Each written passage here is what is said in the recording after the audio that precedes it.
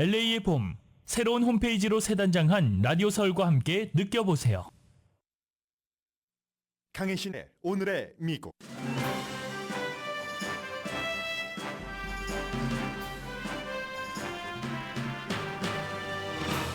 격전지인 펜실베니아주 예비선거에서 바이든 대통령과 트럼프 전 대통령이 예상대로 각 당에서 승리했습니다. 그러나 바이든보다 트럼프에게 더 위험이 있다는 걸 보여준 선거 결과입니다.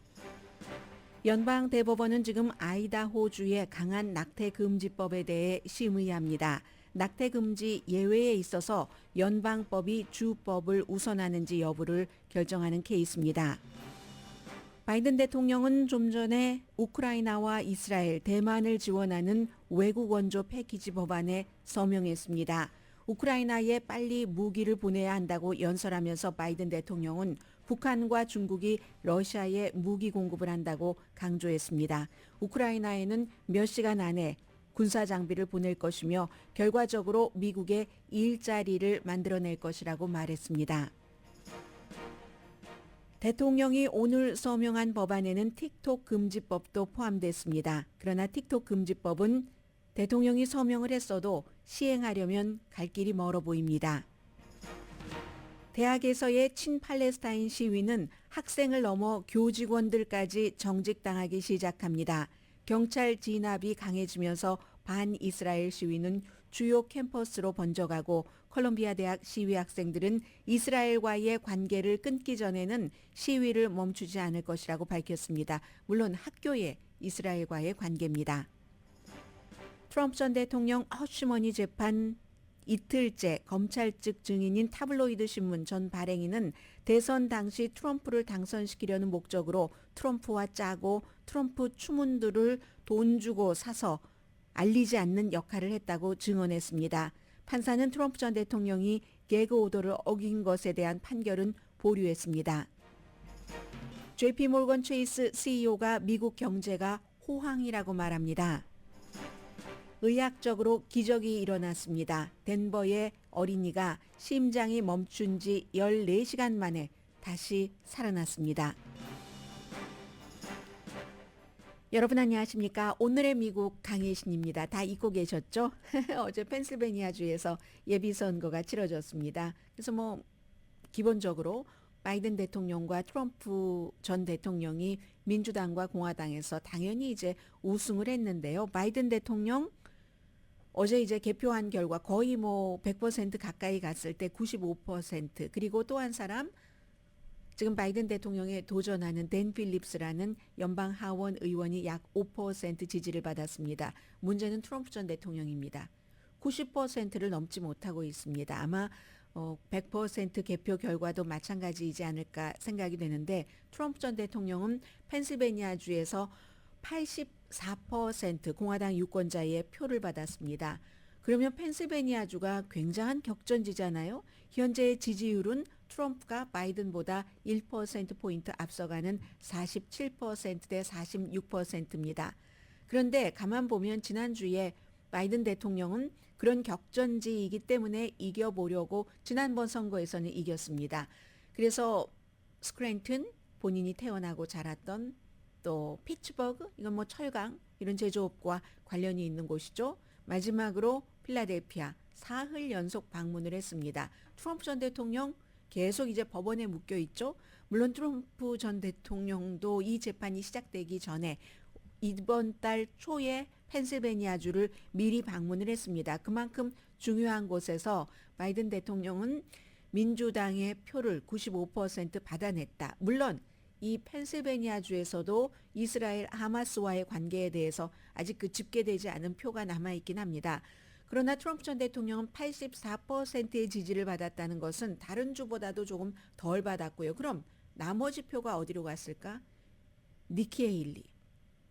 예비선거에서 중도 하차했어도 이미 투표 용지에 이름이 올라있기 때문에 니키 헤일리가 17%를 받았습니다. 그러면 이 17%라는 게 거의 15만 표가 되는데 2020년 바이든 대통령이 트럼프를 앞설 때는 1% 차이였습니다.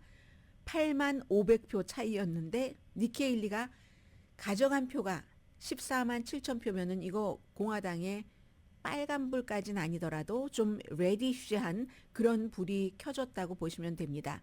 공화당 내부에서 트럼프 전 대통령에 대한 불만이 있다. 물론 민주당에서도 바이든에 대한 불만이 있지만 그럼에도 불구하고 바이든은 95%를 가져갔는데 트럼프는 84%만 가져갔다는 겁니다.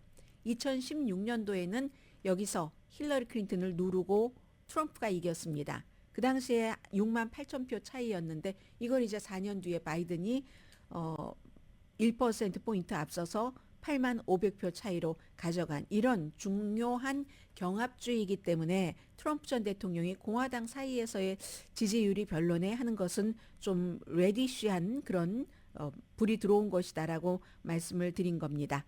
자, 아무튼 이게 이렇게 됐고요. 그리고 오늘 이제 짧게 가볼까요? 앞에 우선 바이든 대통령이 좀 전에 발표를 한 그 내용부터 조금 전달을 해드리겠습니다. 바이든 대통령이 하원에서 통과가 며칠 전에 됐고 상원에서는 약간 다른 형태이긴 하지만 2달 전에 통과시킨 외국 그 지원 법안 950억 달러 여기에 이제 오늘 아침에 서명을 했습니다. 보통 아주 중요하지 않은 케이스는 대통령이 서명을 할 때 서명을 했다고 뭐 백악관에서 성명 내고 뉴스 기자들이 기사를 쓰고 하는 겁니다. 그런데 굉장히 중요한 때는 항상 대통령이 어떤 연설을 하고 싶죠. 그리고 중요한 때는 이게 내가 지지를 받을 수 있는 것이야. 좀 초당적으로 내지는 적어도 과반수 이상의 지지를 받을 수 있는 것이 할 때는 아주 자랑스럽게 뭐 서명도 하고 연설도 하고 하죠. 오늘 그 연설을 했습니다. 950억 달러 외국 원조에 대해서 이게 이제 우크라이나에 가장 많은 650억 달러, 이스라엘에 160억 달러, 대만에 83억 달러 정도가 되고 그리고는 나머지 틱톡 법안에 대해서는 따로 말씀을 드리겠습니다. 틱톡을 금지할 수 있다는 상원에서 어젯밤에 이제 79대 18로 통과를 시켜서 하원에서는 360대 58로 통과를 시켰습니다. 바이든 대통령이 외국 원조잖아요. 지금 둘 다 전쟁을 치르고 있는 것이고 우크라이나와 이스라엘 그리고 대만은 만약에 이 전쟁의 방향에 따라서 특히 우크라이나 전쟁을 러시아가 이기면 우리도 한번 해볼까 하고 중국이 넘볼 수 있다는 거죠. 그런 뜻에서 너무 중요한 겁니다. 동맹이 강하면 우리도 강합니다. 미국을 위해서 아주 내가 이런 법안에 초당적으로 서명을 하게 돼서 좋은 날이고 유럽을 위해서도 세계 평화를 위해서도 좋은 날입니다. 이 법안으로 인해서 다른 나라에 돈을 거저주는 국가가 어디 있겠습니까? 미국이 안전해질 것이고 세계가 안전해지고 세계에서 미국의 리더십을 계속 유지할 겁니다. 우리 모두 그걸 알고 있습니다. 이제 이런 얘기를 했는데요. 바이든 대통령 음성을 직접 들어보시겠습니다. 오늘 한 2, 30분도 안 Now 됐습니다. we need to move fast, and we are. Over 2 years, Russia has been responsible for a brutal campaign against Ukraine. They've killed 네, 지금 tens of 대통령은 빨리 이제 행동을 해야지 된다는 건데 러시아가 지난 2년 동안에 정말 잔혹하게 우크라이나 전쟁을 치르면서 많은 어린이들도 숨지게 하고 병원이고 어디고 공격하지 않은 곳이 없다. deliberately picked them out, bombed hospitals, kindergartens, grain silos, tried to plunge Ukraine into a cold. 뭐 유치원이 됐건 아니면 병원도 막 폭격을 했다 이런 얘기를 하고 있죠. Ukrainians have fought back, defending their country and their families with extraordinary courage. 우크라이나 사람들이 정말로 아주 특별하게 용기가 있게 이제 나라를 지켜오고 있다라고 말을 합니다. Ukraine has regained over half the territory that Russia took from them in this invasion. And they won important victories against Russia's navy. 네, 지금 이제 아직까지는 러시아가 우크라이나 전쟁을 치르면서 가져간 땅이 있죠. 그리고 이제 그런 것들을 또 러시아가 가져간 땅을 우크라이나가 탈환을 하기도 하고 그런데 지난 12월 달부터 미국의 공화당이 우크라이나에게 어떠한 지원하는 것을 멈춰버렸기 때문에 굉장히 어려운 상황이어서 결국은 CIA 국장이 이런 상황으로 계속 나가면 2024년도 완전히 러시아가 이 전쟁에서 승리할 것이다라고 선언을 했었습니다. 선언 내지는 경고죠. 그런데 어느 날 갑자기 이렇게 초당적으로 이루어진 겁니다. 이건 아마 우크라이나의 젤렌스키 대통령이 이스라엘이 하마스를 공격하고 나서 제일 먼저 했었던 행동을 보면 압니다. 그때 우크라이나는 러시아로부터 공격을 받는 상황이었고 이스라엘은 하마스의 공격을 받고 가자지구 팔레스타인을 공격을 하는데 공격당하는 국가의 대통령 볼로디미르 젤렌스키가 공격을 하는 국가 이스라엘 벤자민 네탄야후에 전화를 걸어서 뭐 어떠한 그 같은 심정도 얘기를 하고 이스라엘의 주권 같은 것을 굉장히 강조했습니다. 발빠른 행보였었죠. 우크라이나는 이스라엘이 하마스를 공격함으로 인해서 미국의 이스라엘을 너무나 사랑하고 절대적인 위치에 놓는 공화당들이 이스라엘을 지원하게 하는 이스라엘만 지원하고 우크라이나는 지원하지 않을 수 없고 이게 또 공화당과 민주당 사이에서의 이 같은 패키지를 통과시키기 위한 딜이었고 우크라이나는 이번에 이스라엘의 도움을 받았습니다. 바이든 대통령도 얘기를 하잖아요. 빨리 보내야지 된다고. 그러면서 또 하나 한 얘기가 러시아는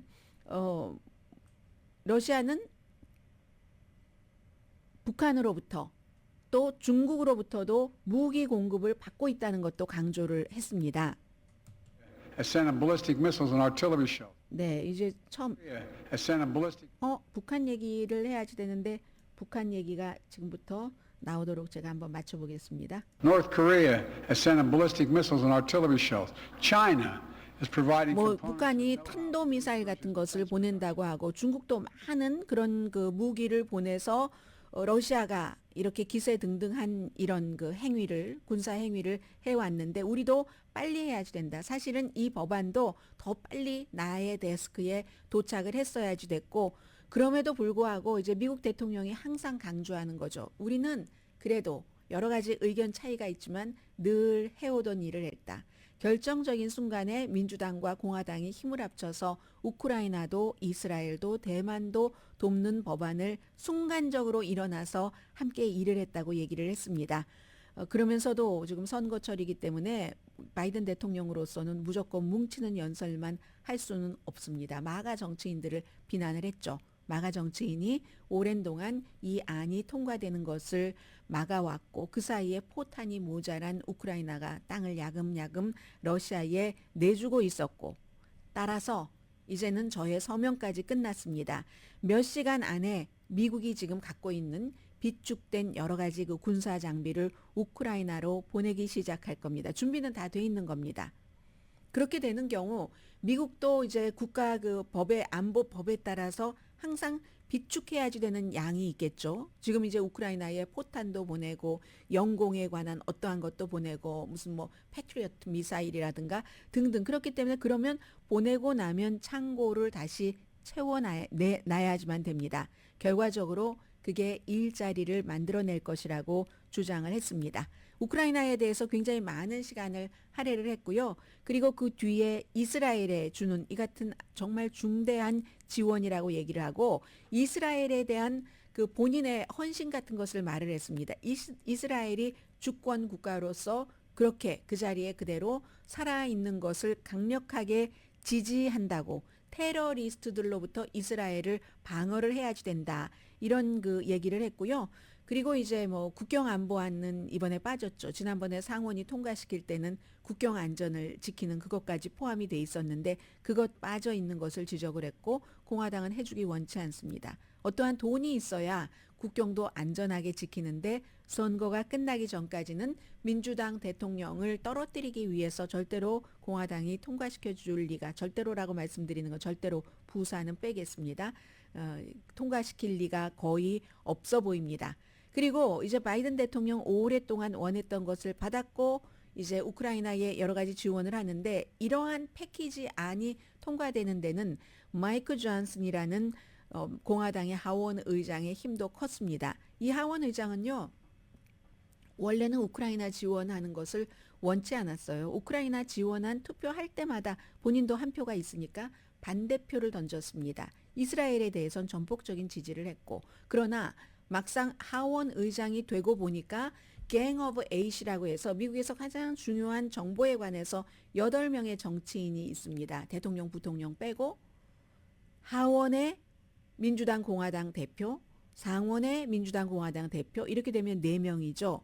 그리고 또 역시 각각 상원과 하원에서 정보위원회의 그 체어맨 두 사람씩. 최후에는 한 사람이지만 민주당, 공화당 가장 이제 위에 있는 보스. 이렇게 해서 8명은 여러 가지 비밀 정보를 모든 정치인들에게 535명에게 전부 알려주지는 않는 최고급 정보를 Gang of Eight 이렇게 8명이 받아봅니다. 그런 것을 받아보고 나서 지금 우크라이나의 여러 가지 입장, 그렇게 됐을 때 미국은 어떻게 되는지 이런 것을 보면 지도자로서 다른 일반 멤버, 일반 하원 의원들은 알 수 없는 정보, 발설해서는 안 되는 정보를 정보국으로부터 브리핑을 받고는 본인의 양심에 따랐다는 얘기입니다. 지금 우크라이나에 대한 지원을 거부하는 공화당 의원들이 굉장히 많거든요. 그런데도 이 하원 의장으로서 이걸 발의 안 하면 그뿐인데 킬해버리면 됩니다. 그러한 권한이 있는데 이걸 올려서 민주당이 만장일치를 했으니까 그렇게 해서 이게 또 과반수만 통과되면 되는 거였거든요. 하원에서. 그렇게 통과시킨 이 마이크 존슨도 이번에 크레딧을 받아야지 되고요. 그러나 그런 일을 했기 때문에 어쩌면 저 사람 지난번에는 민주당과 힘을 합쳐서 무슨 예산안을 통과시키더니 이번에는 우크라이나 지원안도 통과시켰네? 라고 생각을 하면서 공화당 내부에서 이 마이크 존슨 하원 의장을 끌어내릴 만한 사람들이 있습니다. 왜냐하면 한 명만 반대를 해도 끌어내릴 수 있는 절차가 되니까. 대표적인 인물이 조지아주의 마조리 테일러 그린 연방 하원 의원.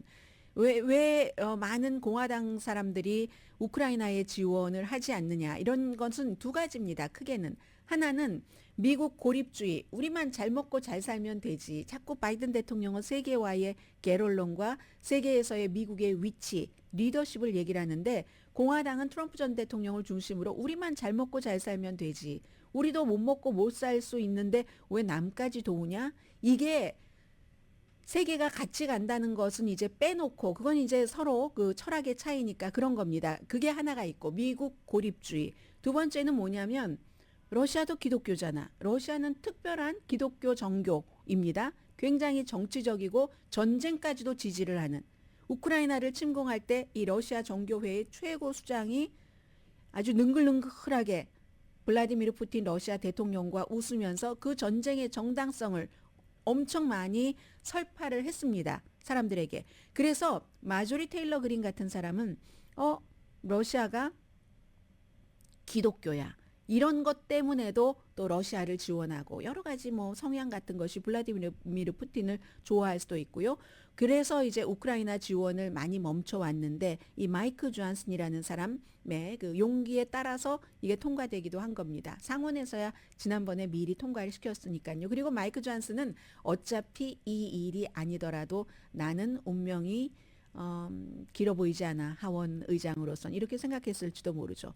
그렇게 해서 공화당에서 쫓아내려고 어떤 절차에 들어가면 이번에 이렇게 우크라이나 안도 통과를 시켜줬으니까 민주당에서 나를 구해주지 않을까 그런 생각을 할지 who knows.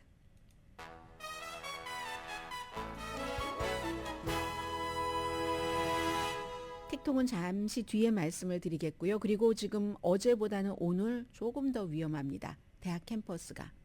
정치인들이 어떠한 일을 할 때 분열이 되고 뭔가가 완전히 이루어지지 않을 때는 거기에 이제 순수의 어떠한 활용첨정 같은 것이 들어가는 경우가 많습니다. 미국을 포함한 세계 모든 나라의 정치사에서. 아마도 뉴욕 경찰과 컬럼비아 대학교 총장의 전화 통화. 그로 인해서 학생들이 체포되는데 체포되는 과정도 참 놀라웠다고 하거든요. 그것 때문에 시위가 친 팔레스타인 반 이스라엘 시위가 전국적으로 퍼지고 있습니다. 잠시 뒤에 그 내용을 전해드리겠고요. 그리고 이제 틱톡에 대해서도 틱톡을 사용하지 않으시는 분들도 이제는 좀 알아두셔야지 될 만한 그런 일들이 점점 많아지고 있어서 연방 대법원이 지금 하고 있는 일도 말씀드려야지 되고요. 잠시 뒤에 뵙겠습니다.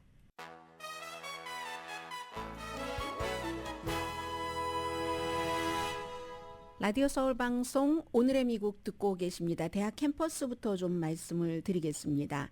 학생 시위를 진압하는 경찰이 강하게 했더니 학생들이 더 강해지더라. 그래서 이제 뭐 캘리포니아주에도 다른 주에도 시위가 점점 퍼지고 있는데 이스라엘 하마스 전쟁 관련입니다.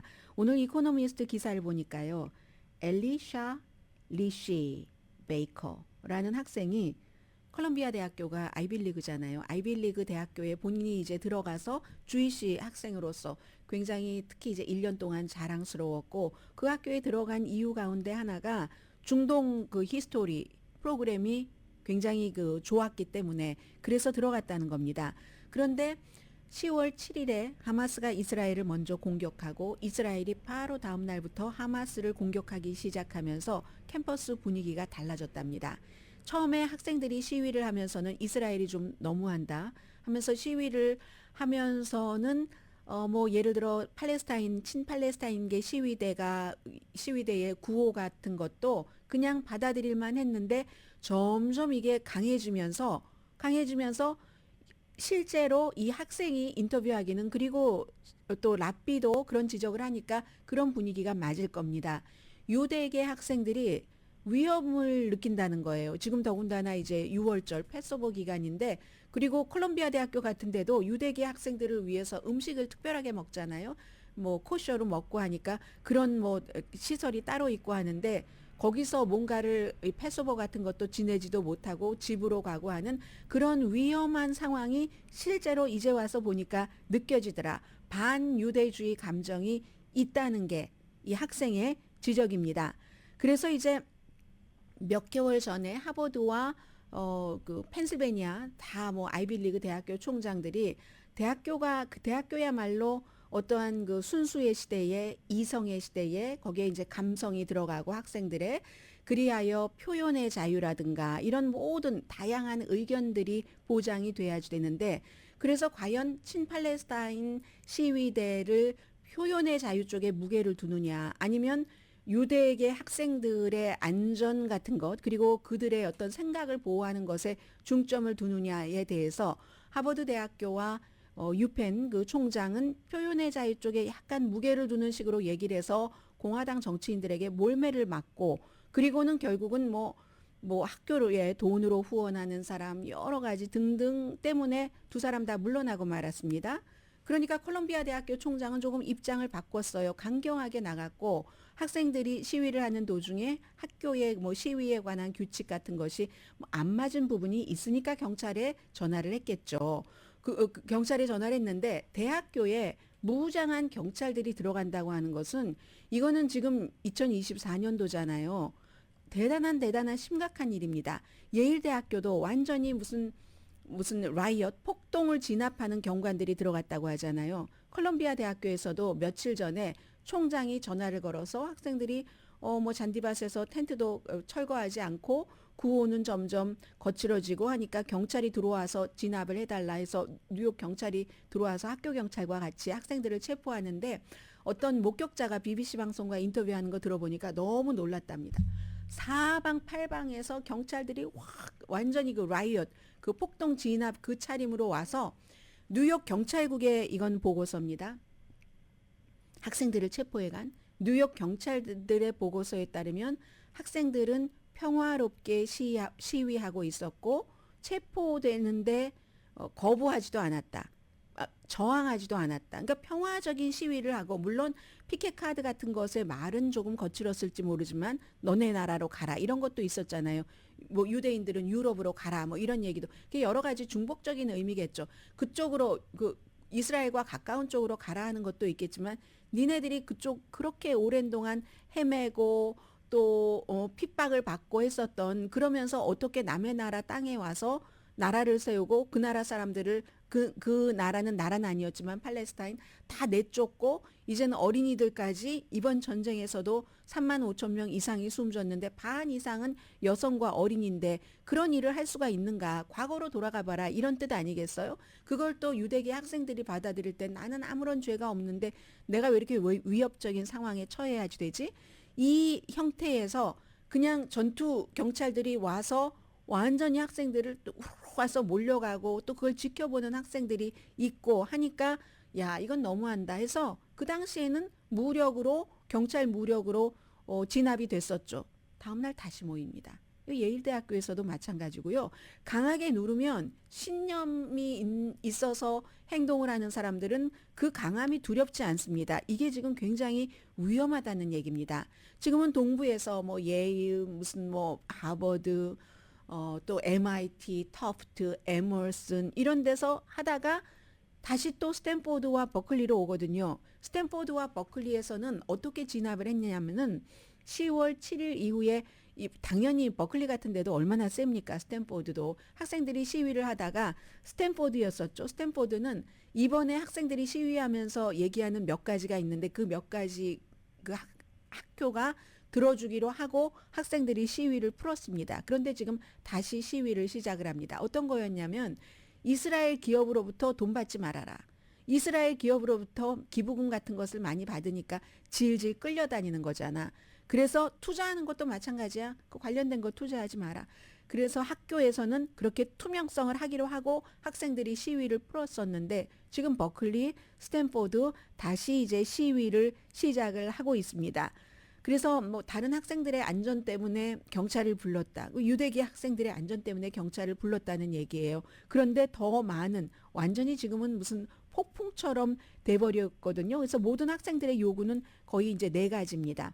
첫 번째, 이스라엘 기업에 대해서 투자하는 것 금지해라. 스탠포드, 버클리, 콜롬비아, 하버드, 예일 이런 학교가 워낙에 동문들이 뭐 돈도 잘 벌고 하니까 기부를 많이 해서 그렇지만 이 학교들 다 투자합니다. 그래서 무슨 투자 사기 같은 곳 있으면 다 당하잖아요. 하버드 같은데. 그러니까 이스라엘이 또 얼마나 돈과 연관이 돼 있습니까? 이스라엘 기업의 투자를 금지해라. 언제까지? 팔레스타인 어린이들을 저렇게 대량 살상하는 것을 멈출 때까지. 그리고 이스라엘의 무기를 판매하는 무기 제조업체에서 학교에 기부하는 것 받지 말아라. 이스라엘 학교와 다른 기관과 연구하는 것, 뭐 특히 MIT 같은 데가 리서치가 유명하니까 그렇겠죠. 뭐 스탠포드도 마찬가지고 그런 학술적인 파트너십도 끝내라. 마지막으로 휴전, 전쟁에서의 이스라엘 행동을 비난하면서 학생들이 요구하는 것은 이런 겁니다. 그런데 컬럼비아 대학교뿐만이 아니라 지금까지는 이런 일이 있으면 대학교에서 경찰과 연락하는 것을 꺼려 했는데 지금 이제 이런 상황으로 됐었다는 뭐 그런 얘기를 말씀을 드리고요. 그렇게 보면은 USC에서 졸업 그 대표 연사의 연설을 맡고 그 뒤에 외부 연사들도 다 연설을 취소하게 하고 한 것은 그다지 심해 보이지 않습니다. 100명 이상의 학생들이 가면은 몇 시간 동안 이제 손을 묶고 하니까 막 이 자국이 며칠 동안 남기도 하고 한다고 하거든요.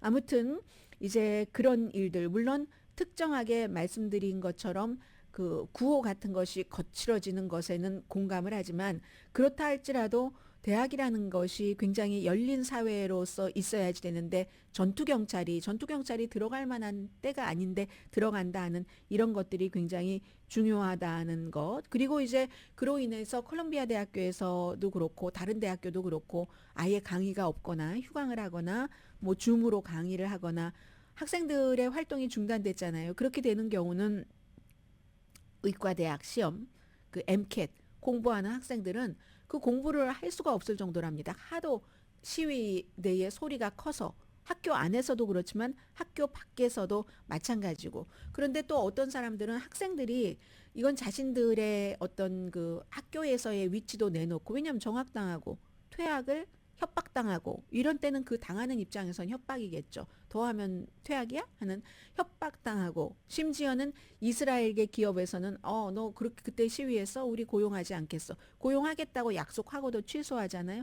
이런 것까지도 희생을 하면서 학생들이 또 이스라엘이 너무 심하다 하고 말할 때는 학생이기 때문에 그럴 수 있을지도 모르겠습니다. 직업, 교육, 학교에서 퇴학시킨다고 하니까 모든 것을 위험에 빠뜨리는 그런 일을 하는 학생들이 지금 점점 늘어나고 있기 때문에 이게 잘 해결이 되고 잡지 않으면 굉장히 더 큰 불꽃이 될지도 알 수 없는 위험한 상태입니다. 어제보다 오늘 조금 위험해졌다 하는 말씀 드리고요.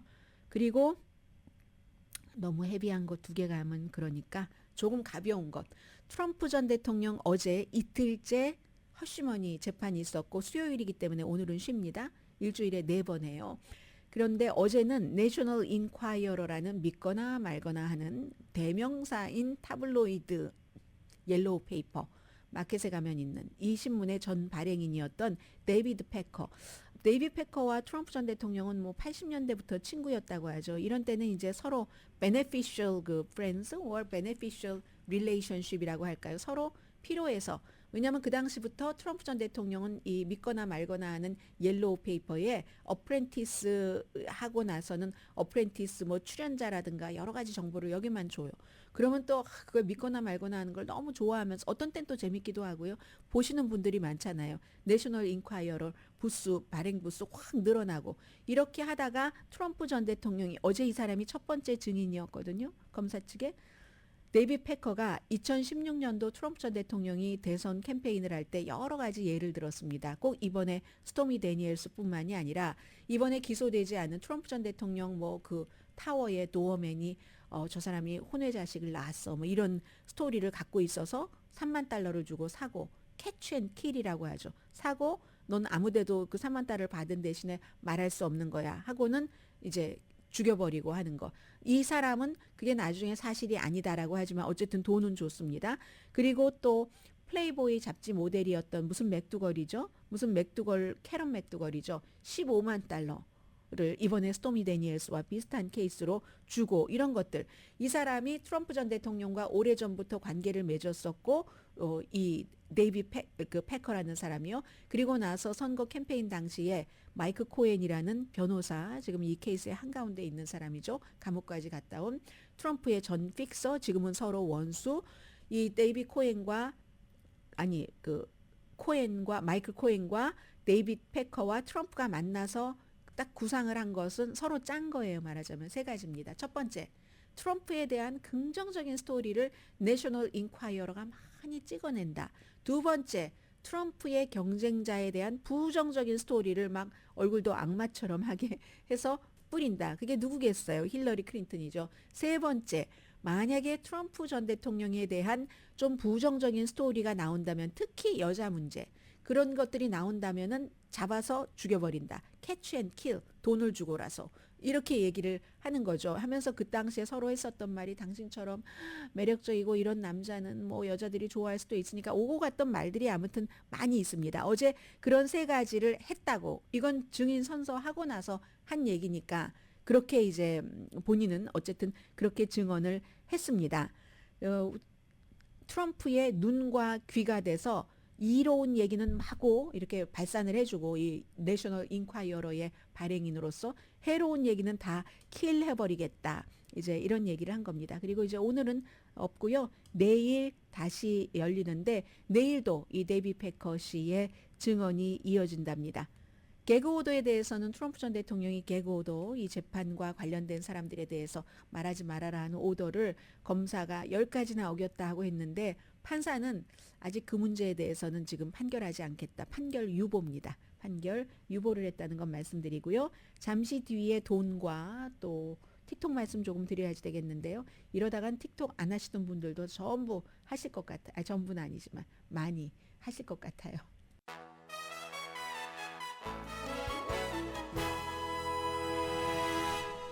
자, 오늘의 미국 듣고 계십니다. 오늘의 미국은 전문가가 추천하는 이민법, 가정법 전문 제인정 종합법률사무소, 총 20억 달러 승소, 교통사고와 상해 전문 브라이언 타필라와 CG 변호사 그룹, 집융자, 커머셜, SBA 융자, 급한 하드머니까지 모든 융자를 잘하는 융자나라 공동 후원입니다. 앞에 제가 말씀 안 드렸던가요? 후원해 주시는 업체를? 뭐 다음에 또 한번 하죠 뭐.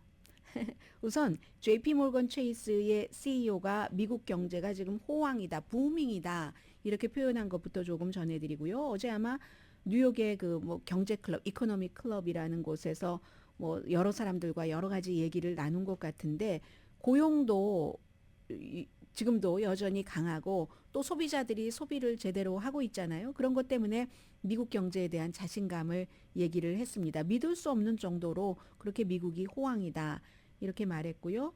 그리고 그럼에도 불구하고 이제 지금 국가의 빚이 굉장히 많죠. 또 하나는 이제 경제는 항상 지정학적인 갈등이 있으면 경제도 그 영향을 받게 되니까 그런 것에 대해서 경고는 조금 했습니다. 이제 18년 넘게 이 JP 모건 체이스의 그 제이미 다이먼이 이 JP 모건 체이스를 이끌어 왔는데 그러니까는 이 굉장히 뭐 여러 가지 그 사람의 경제에 관한 예측 같은 것을 많은 사람들이 듣죠. 인플레이션이 예상보다 더 지속될 가능성이 있기 때문에 이자율이 이 정도에서 빨리 내려가지 않을 수도 있다. 더 오랫동안 이 정도를 유지할 수도 있다. 이런 것들을 강조했고요. 그리고 제가 아직은 자세한 내용은 못 봤는데 왜냐하면 지금 제가 야후 파이낸스 뉴스를 대강 정리를 해드리고 있는 거거든요.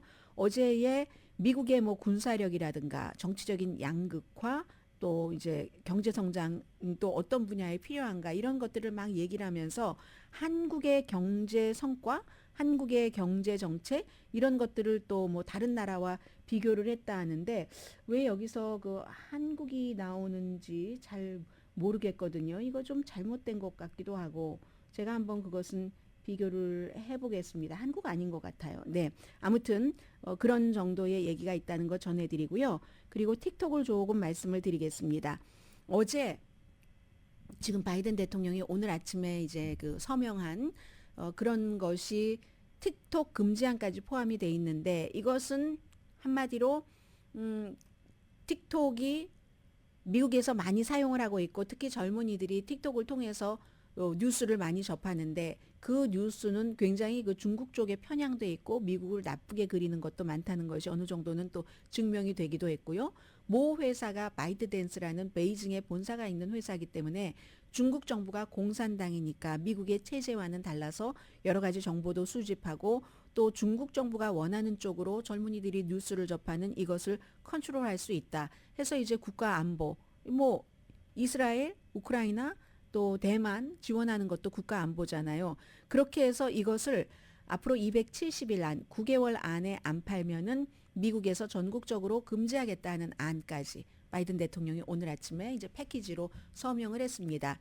왜 270일이냐면 원래 9개월 하고요. 3개월 연장할 수 있다 해서 270일이거든요. 미국 법은 아주 오랫동안 심지어 동맹국도 외국이잖아요. 동맹국이 미국의 텔레비전이나 라디오 방송국을 거의 살 수 없게 그래서 이제 루퍼트 머덕도 호주 사람인데 미국 거 살려고 미국 시민권을 받았잖아요. 팍스 사려고 그런 이건 이제 100년도 넘게 미국의 이제 연방통신 정책의 일부였는데 이건 미국만 그러는 것도 아닙니다. 인도도요. 맨날 뭐 핵 놓고 뭐 파키스탄과 싸우잖아요. 절대로 파키스탄 사람이 돈이 암만 많고 정부 요직에 있는 사람과 친해도 인도의 어떤 그런 미디어를 사는 것을 금지하고 있고 뭐 그 파키스탄도 마찬가지고요. 중국은 어때요? 그렇게 따지고 보면 중국은 뭐 미국 것뿐만이 아니라 뭐 미국 모든 것을 다 막잖아요. 앱에 대한 접근조차도 소셜미디어도 다 막고 있는데 그래서 이제 말씀드린 선전 도구로서의 틱톡의 위험성 이런 것들 그런데 틱톡은 아니라고 하잖아요. 아니라고 하는데 그 방어가 너무 모호하기 때문에 설득력이 없다. 이건 오늘 뉴욕타임즈의 지적입니다. 회사가 투명하다면 그럴 수 있는데 이 바이트댄스라는 회사는 미국 회사나 다른 서구의 회사가 아니라 중국 공산당이 한마디 하면 그 입김에 살아났다 눕혀졌다 하는 풀립처럼 누웠다 바닥 섰다를 할 수 있는 그런 형편이기 때문에 이게 어려워 보인다는 거죠. 그래서 이제 바이든 대통령이 서명은 했지만 끝나지 않을 겁니다. 우선 바이트댄스가 소송을 할 것이고 미국에서도요. 미국은 민주주의라 이게 힘든 거예요. 이 표현의 자유하면서 많은 사람들이 또 지금 사용하고 있는 사람들이 여기에 또 소송을 걸 수도 있는 그런 것이기 때문에 표현의 자유가 항상 여기에 들어가니까 미국에는 지금 그런 문제가 있어서 이건 어떻게 될지 우선 그 법원의 여러 가지 일들을 보고 나서 해야지 되고 바이든 대통령은 틱톡 판매는 지지합니다. 틱톡을 미국 회사가 사서 한다. 그러나 뭐 연방기구에서는 사용을 금지했고요. 2022년도에. 그러나 전체적으로 전국적인 금지에 대해서는 뭐 특별하게 의견을 내놓지는 않습니다. 그에 비해서 도널드 트럼프 전 대통령은 2020년도에는 팔지 않으면 금지해야지 된다 하는 대통령 행정명령에 서명을 했습니다. 그러다 입장을 바꿨죠. 입장을 바꿔서 얼마 전에 이거 미국 회사에 판매하는 것도 반대하고 그렇지 않았을 때 금지하는 것도 반대랍니다. 사람들이 틱톡을 얼마나 사랑하는데 젊은 사람이 틱톡에 미쳐 있는데 사용자도 많아 뭐 이런 얘기들을 하면서 그러는데 아마도 트럼프 전 대통령을 지지하고 돈도 많이 기부하고 하는 그런 그 미국인 틱톡의 투자가 같은 사람이 트럼프 전 대통령을 설득했을 수도 있다 이런 얘기를 하죠. 이런 것들을 보면 트럼프 전 대통령은 오로지 본인의 어떤 그 정치적인 입장에 따라서 많은 것을 결정한다는 것은 이미 여러 방면에서 증명이 됐고요. 어쨌든 뭐 새로운 방법을 선택을 하지 않을까요? 중국 정부도 조금 양보하고 미국 정부도 조금 양보하는 선에서 아니면 지금 1억 7천만 명 정도가 사용하고 있다고 하는 틱톡을 어떻게 하루아침에 전부 없애버리고 미국이라는 정부가 그 역풍을 견뎌낼 수 있겠습니까? 뭔가 대안이 나오겠죠. 라고 상상해 봅니다.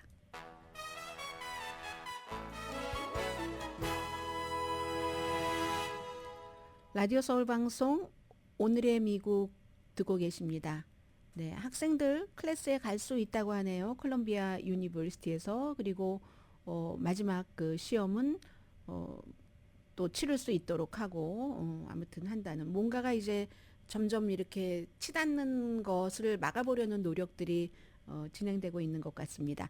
연방 대법원이 아이다호주의 아주 그 강한 낙태 금지법에 대해서 심의를 하는데 이건 정확하게는 낙태에 대해서 연방 정부가 위인가 주정부가 위인가 어떠한 특별 조항에 대해서 그런 것을 심의를 하는 겁니다.